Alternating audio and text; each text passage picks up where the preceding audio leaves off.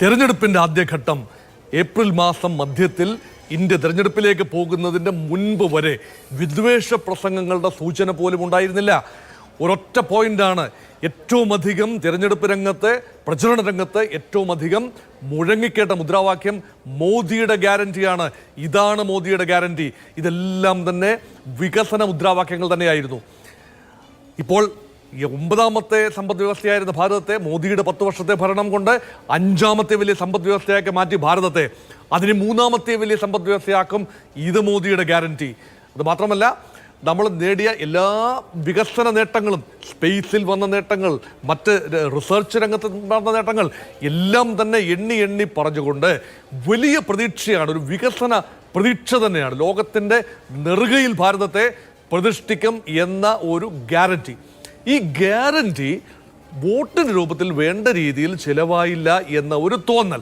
ആ തോന്നൽ വന്നതുകൊണ്ടാണ് 1ാം ഘട്ടത്തിനും 2ാം ഘട്ടത്തിനും ഇടയിൽ ചെറിയ പിച്ചിൽ ഒരു വർഗീയ പരമായ പരാമർശങ്ങൾ തുടങ്ങിയത്. അത് 2നും 3നും ഇടയ്ക്ക് ഉച്ചസ്ഥായിലാകുന്ന ഒരു കാഴ്ചയാണ് കണ്ടത്. ഇപ്പം 3ാം ഘട്ടം കഴിഞ്ഞു നിന്ന് ഇപ്പോൾ 4ാം ഘട്ടത്തിലേക്ക് പോകുമ്പോൾ ഇപ്പോൾ ഇതാ അഭിലാഷ് സൂചിപ്പിച്ചതുപോലെ ഇന്ത്യൻ ക്രിക്കറ്റ് ടീം മുഴുവനായി ഇസ്ലാമികവൽക്കരിക്കും, അല്ലെങ്കിൽ ടീം പോലും ഒരു പ്രത്യേക മതസ്ഥരെ കുത്തിനിറയ്ക്കുന്ന അവസ്ഥയിലേക്ക് വരുമെന്ന രീതിയിലുള്ള ഒരു നറേറ്റീവ് കൊടുക്കുമ്പോൾ, ഇത് പറയുന്നത് ഭരണകക്ഷിയുടെ നേതാക്കളാരുമല്ല, സാക്ഷാൽ പ്രധാനമന്ത്രി തന്നെയാണ്. അപ്പോൾ ഒരു നറേറ്റീവ് കൊടുക്കുമ്പോൾ മുൻകാലങ്ങളിൽ നമ്മൾ കണ്ടിട്ടുള്ളതാണ്, ശ്രീ നരേന്ദ്രമോദി ഒരു ഹാഫ് ചാൻസുകളെ പോലും ഫുൾ ചാൻസായി മാറ്റിയെടുക്കുന്നു. നമ്മൾ കണ്ടതാണ് ചായ്വാല പരാമർശം. അപ്പോൾ അത് ചായ് പേ ചർച്ചയിലേക്കും വലിയ ഒരു വെയ്വിലേക്കും 2014 അത് ഉണ്ടായിരുന്നു. ചായ് പേ ചർച്ച ഒരു ഉദാഹരണം, അന്ന് മണിശങ്കർ അയ്യരുടെ ഒരു പരാമർശം. പക്ഷെ ഇപ്പോൾ ആവർത്തിച്ച് എല്ലാ ദിവസവും ഉണ്ടാവുന്ന ഈ പരാമർശങ്ങൾ എന്തെങ്കിലും ചലനം സൃഷ്ടിക്കുന്നതായി താങ്കൾക്ക് തോന്നുന്നുണ്ടോ? ഗ്രൗണ്ടിൽ അതിന്റെ എന്തെങ്കിലും ഇലയാനക്കങ്ങൾ കാണുന്നുണ്ടോ? ഉണ്ട് എന്ന് തന്നെയാണ് ഞാൻ കരുതുന്നത്. ഈ പറയുന്ന ഒരു പരാമർശങ്ങൾ ഇവിടെ നോക്കൂ. ഇവിടെ കോൺഗ്രസിൻ്റെ വലിയ നേതാവ് സൽമാൻ ഖുർഷിദിൻ്റെ റിലേറ്റീവാണ് മറിയം ആലം ഖാൻ. മറിയം ആലം ഖാൻ ഒരു വീൺവാക്ക് പറഞ്ഞു.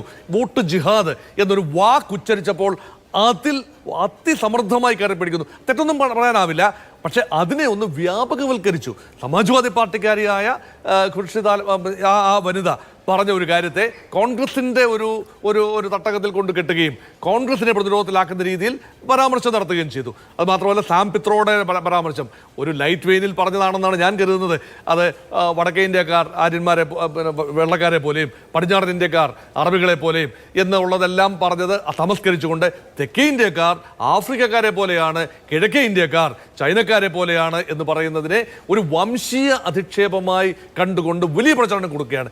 ഇവിടെ യഥാർത്ഥത്തിൽ ശ്രീ അഭിലാഷ് ഫണ്ടമെന്റൽ വിഷയങ്ങൾ ചർച്ചയാക്കുന്നതിന് ഒരുപക്ഷെ പ്രധാനമന്ത്രി തയ്യാറല്ല എന്നതിന് സൂചനയാണ്. പക്ഷെ ഒരു ഫണ്ടമെന്റൽ വിഷയം ഇവിടെ വന്നു. അത് ശ്രീ രാഹുൽ ഗാന്ധി വർഷങ്ങളായി ഉയർത്തിയ അദനി അംബാനി വിഷയമാണ്. അദനി അംബാനിയെക്കുറിച്ച് എന്തുകൊണ്ട് ശ്രീ രാഹുൽ ഗാന്ധി ഇപ്പോൾ ഒരു പരാമർശവും നടത്തുന്നില്ല?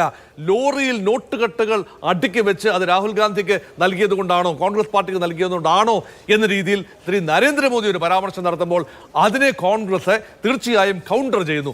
ഒരിക്കൽ കൂടി കോർപ്പറേറ്റ് ചങ്ങാത്തം അല്ലെങ്കിൽ ക്രോണി ക്യാപിറ്റലിസം, ചങ്ങാത്ത മുതലാളിത്തം ഒരിക്കൽ കൂടി ചർച്ചയിൽ കൊണ്ടുവരാൻ കോൺഗ്രസ് വിജയിച്ചു. എനിക്ക് തോന്നുന്നു അതൊരു വജ്രായുധമായി ഇന്ത്യ മുന്നണിക്ക് ഉപയോഗിക്കാൻ സാധിക്കും. അതിനേക്കാൾ വലിയ വജ്രായുധമാണ് യഥാർത്ഥത്തിൽ ഈ കാസ്റ്റ് സെൻസസുമായി ബന്ധപ്പെട്ടുണ്ടായ അങ്കലാപ്പ്. അതിൽ നിന്നുകൊണ്ടാണ് ഇസ്ലാമിനെ കൊണ്ടുവരുന്നത്, മുസ്ലിം സമുദായത്തെ കൊണ്ടുവരുന്നത് തന്നെ ഒരുപക്ഷെ സമ്പന്നത്തെ മറികടക്കാൻ വേണ്ടി. ചാർ സൗ പാർ എന്ന് പറയുമ്പോൾ അത് കോൺസ്റ്റിറ്റ്യൂഷനെ മാറ്റുന്ന വിധത്തിലായാൽ OBC അതുപോലെ തന്നെ ദളിത് വിഭാഗങ്ങളുടെ അവകാശങ്ങൾ നഷ്ടപ്പെട്ടേക്കുമെന്ന ഭീതി ഗ്രൗണ്ടിലുള്ളതിനെ മറികടക്കാനാണ് വലിയ തോതിൽ മുസ്ലിം ഭീതി ഉണ്ടാക്കുന്നതെന്നാണ് പൊതുവെയുള്ള ഒരു കാഴ്ചപ്പാട്.